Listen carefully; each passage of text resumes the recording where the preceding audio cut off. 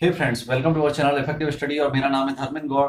और हम परसेंटेज के पार्ट 3 में देखेंगे किस प्रकार के क्वेश्चन हैं प्रतिशत वृद्धि या कमी दोनों पर आधारित। अभी तक हमने केवल प्रतिशत कमी या केवल प्रतिशत वृद्धि पर आधारित क्वेश्चन देखे थे, तो उनका फॉर्मूला और उनका तरीका अलग था। तो यहाँ जब दोनों पर आधारित क्वेश्चन होंगे तो इनका तरीके में थोड़ा सा चेंजेस आएगा। अब देखिए, समझना हम शुरू करेंगे। इस प्रकार के क्वेश्चन को हम यहाँ दो तरीके से समझेंगे। पहला तरीका हम फॉर्मूले के इस्तेमाल में करेंगे। जब आपको दो परसेंटेज दिए होंगे, सपोज दैट एक x% दिया है और दूसरा आपको y% दिया है। अब दोनों में से कोई भी कमी या कोई भी वृद्धि हो सकती है, या दोनों ही कमी या दोनों ही वृद्धियां हो सकती हैं। तो ऐसी स्थिति में जब आपको कुल प्रतिशत चेंजेज आपको निकालना होगा, है ना, कुल प्रतिशत वृद्धि या कमी जब आपको कैलकुलेट करनी होगी, तो यहां पर एक फॉर्मूला हम आपको बता रहे हैं, आप इस्तेमाल कीजिएगा। x plus y plus x y upon 100, ठीक है ना। यानी कि x और y की, यानी कि जो भी प्रतिशत में आपको दो वैल्यू सवाल में दी गई होंगी, वो वैल्यू आपको यहां रखनी है।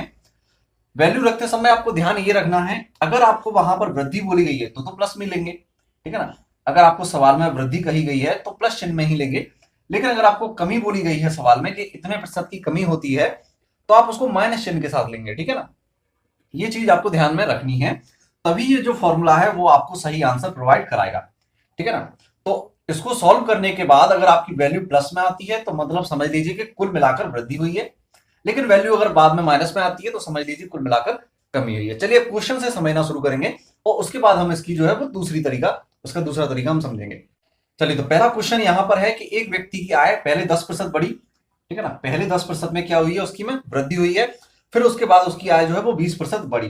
तो दोनों ही यहां पर वृद्धि दी गई है। पहले 10% बढ़ती है, फिर 20% बढ़ती है। तो दोनों ही क्या है, वृद्धि है, इनमें से कोई भी कमी नहीं है। तो वृद्धि होंगी तो हम इनको धनात्मक ही लेंगे, प्लस चिन्ह के साथ ही लेंगे। चलिए, रख दीजिए फॉर्मूले में x की जगह 10 रख दीजिए, y की जगह 20 रख दीजिए। कैसे चिन्ह क्या आएगा, प्लस में, ठीक है ना, क्योंकि दोनों ही वृद्धि है इसीलिए। तो 10 plus 20 plus 10 into 20, x plus y, x into y है ना, तो 10 इंटू 20 अपॉन 100। चलिए, एक्स और वाई के मान रख दीजिए। अब यहां पर सॉल्व कर लेते हैं। जीरो काट दिया हमने दो, इसके बाद 20 और 10 30 हो गए, और 30 और 2 जोड़ेंगे, 2 इंटू 1 2 हो जाएगा ना, जोड़ेंगे हम 32 हो गया। 32% किस में आया, प्लस चिन्ह में आया। प्लस चिन्ह में आया मतलब क्या हो रहा है, वृद्धि हो रही है। तो उसने क्या पूछा था कि इस प्रकार व्यक्ति की आय में कुल कितने प्रतिशत की वृद्धि हुई। देखिए भाई, जब पहले आय बढ़ गई, वृद्धि हुई, और उसके बाद फिर से बढ़ गई, तो वृद्धि होनी है। लेकिन कुल कितने वृद्धि हुई है, अब आप ऐसा नहीं करेंगे कि सर 10 पहले 10 बढ़ी फिर 20 बढ़ी, 10 और 20 30 हो गई, ऐसा नहीं होगा। दोनों को जोड़ के हम क्या कहेंगे, दोनों को सॉल्व करने के बाद हमको क्या मिला, 32% की फाइनली वृद्धि हुई है। अब इसका दूसरा तरीका क्या है, देखिए वो भी समझ लीजिए। देखिए, सवाल का सेकंड मेथड ये कहता है कि मान लीजिए पहले उस व्यक्ति की जो आय है, जो इनकम है, वो थी 100 रुपए, ठीक है ना। परसेंटेज के सवालों में जब भी हमको मानना होता है तो हम क्या करते हैं, 100 मानते हैं, क्योंकि ये सबसे आसान वैल्यू होती है। इस पर परसेंटेज आसानी से कैलकुलेट किया जा सकता है। अब हम फाइनली देखेंगे कुल प्रतिशत परिवर्तन कितना हुआ है, यानी कि वृद्धि या कमी मिलाकर कुल कितनी हुई है, वो निकालेंगे। तो कैसे निकालेंगे, पहले आय इसकी क्या थी, 100 थी। अब इसमें कितने की वृद्धि हो गई है, 10% की वृद्धि हो गई है। तो वृद्धि का मतलब परसेंटेज हम में वैल्यू हम कितना मानते हैं, 100%। अगर वृद्धि हुई है तो वो 100% में जुड़ेगी, यानी कि 10 की वृद्धि हुई है तो 100 और 10 110% की ग्रोथ हो गई, ठीक है ना। तो 100 का हम 110% निकालेंगे, तो 110% कैसे लिखते हैं, बटे में 100। परसेंटेज को कैसे लिखेंगे, बटे में 100। 110% अगर कोई वैल्यू है तो उसको क्या लिख सकते हैं, 110 बटा 100, इस तरह से, ठीक है ना। तो 100 थी आए, फिर 10% की वृद्धि होगी, मतलब 110% हो गई। तो इसका 110% हमने निकाल लिया। फिर 20% की वृद्धि हो गई, मतलब 120% हो गई। तो 120% को हम लिखेंगे 120 बटा 100। तो इसको इस प्रकार लिखेंगे। इसके बाद सॉल्व करेंगे, 100 से 100 काटा, दो जीरो भी काट दिए, 12 और 11 का गुणा किया तो 132। मतलब आय उसकी पहले 100 थी और अब कितनी हो गई, 132 हो गई। तो 100 पर 32 बढ़ गया, मतलब कितना परसेंट, 32%। इसीलिए 100 माना जाता है, ताकि आसानी से कह सकें 32 रुपए बढ़ा है, लेकिन चूंकि 100 पे बढ़ा है इसलिए उसको परसेंटेज में बोल दिया सीधा 32%। तो दोनों ही तरीके से हमारा आंसर आ गया, ठीक है ना। दोनों मेथड आपने समझ ली। चलिए अब और क्वेश्चन करते हैं इसका। चलिए, अगला क्वेश्चन है कि मोहन ने अपना जो व्यय है वो पहले 15% घटाया।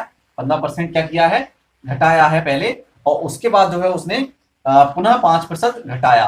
तो इस बार भी दोनों क्या है, कमी है, घटाई गई है, तो माइनस चिन्ह के साथ आएंगी। तो फॉर्मूला क्या था हमारा, x plus y plus x y upon 100। ये जो फॉर्मूला है बहुत इंपॉर्टेंट है, ये ना केवल यहाँ प्रतिशत में बल्कि लाभ हानि में, डिस्काउंट में, सब जगह काम आने वाला है। तो चलिए इसमें वैल्यू रखते हैं हम। चूंकि घटाया गया है यहाँ पर 15% को, तो ये माइनस में लिया जाएगा -15, और 5% को भी घटाया गया है तो ये भी माइनस में लिया जाएगा, और यहाँ प्लस ही चिन्ह लीजिए, लेकिन दोनों को माइनस के साथ यहाँ x और y की जगह रख दीजिए, -15 इंटू -5, ठीक है ना, बटे में आ जाएगा ये 100। तो ध्यान रखिएगा यहाँ पर ये बहुत इंपॉर्टेंट चीज है, आपको क्या ध्यान रखना है कि जब भी घटाया जाएगा या कमी होगी आपको माइनस चिन्ह के साथ लेना है। फॉर्मूला हम यही याद रखते हैं, कई बार आप बुक्स में अक्सर देखेंगे कि जब दोनों बार कमी हो तो फॉर्मूला अलग होता है, दोनों बार वृद्धि के लिए फॉर्मूला ये या अलग होता है, और एक बार कमी एक बार वृद्धि हो तो फॉर्मूला कुछ और इस्तेमाल किया जाता है। तो हमको वो नहीं करना, उसमें क्या करते हैं वो लोग चिन्ह जो है वो पहले से डिसाइड करके नए अलग अलग फॉर्मूले बना देते हैं, लेकिन हमको वो नहीं करना है। आप कंसेप्ट सीखिए, कमी होने पर माइनस चिन्ह और वृद्धि होने पर प्लस चिन्ह, बस इतना ही, ठीक है ना। तो -15 -5 माइनस का 20 हो गया प्लस में, और ये माइनस माइनस का मल्टीप्लाई होगा तो ये भी प्लस में हो जाएगा। तो 15 5 75 बटा 100, ठीक है ना, यानी 25 से काटेंगे तो 25 थी 75, 25 चौको 100। 3/4 को हम लिख सकते हैं दशमलव में 75, ठीक है ना, 4 का भाग 3 में देंगे, दशमलव में 75 जाएगा।